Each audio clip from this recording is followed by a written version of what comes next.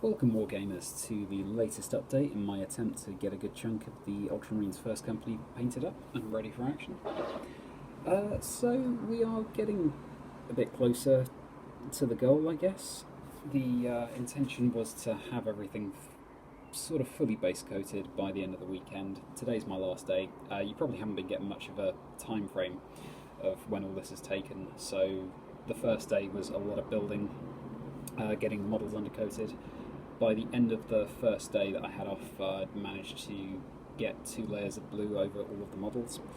The next step was to, that's McCrank blue by the way, the next step was to cover them in Runefang steel. Runefang steel? Yeah, I think that's right. I could be wrong. Let me just double check. Is it Runefang steel or was it the other one? Normally I used to use bolt gun, but in this case I think I've gone with Runefang steel. Either that or... not Runefang steel, it was Stormhost silver that I've used for all the metal bits. And that's been for all the metal weapons, the bolters, the studs on the shoulder pads, that kind of thing. And then the next step was to cover everything, all of the gold parts, in Retributor armour. That's taken a little bit of a while, and they are looking like very sort of bling heavy Marines. Particularly the Honour Guards. These guys are actually starting to lag behind the other veterans in terms of completion.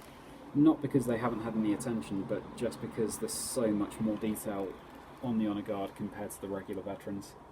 That banner's probably going to take me a week on its own, if I'm completely honest, so I'm sort of accepting that those 4 models might not make the final cut. You can't even see the champion there behind the banner. But for that, they have been very fun models to work on indeed. Yeah, sort of slowly but surely getting there.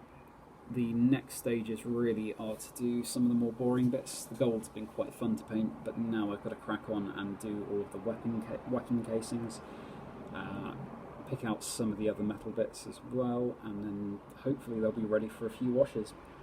Oh, I've also forgotten to mention the white, which I'm going to do dead last because, frankly, it's usually quite difficult to paint over white, getting a smooth, even finish. So I really don't want to have to do that more than I have to, so I'm saving that bit to the very, very end. Yeah, in the meantime, definitely looking closer. I always think that Space Marine models look that little bit more finished as soon as you've slapped some colour over the chest eagles, picked out some of the details like all the gold there. It does look very sort of, how to put it, it looks very kind of unfinished, the gold I'd say at the moment.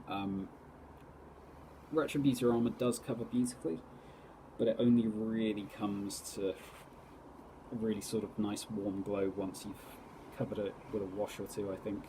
I'm going to be using Reichland Shade to cover the gold parts, and sorry, my mind just went blank there, and Null Oil for all the silver. There's probably quite a few white bits as well, like on the axe there that I need to pick out in grey, but I think I'd rather do that after a wash, just because I don't want to then wash it and then have it stain the white and then have to reapply all that crisp white finish again.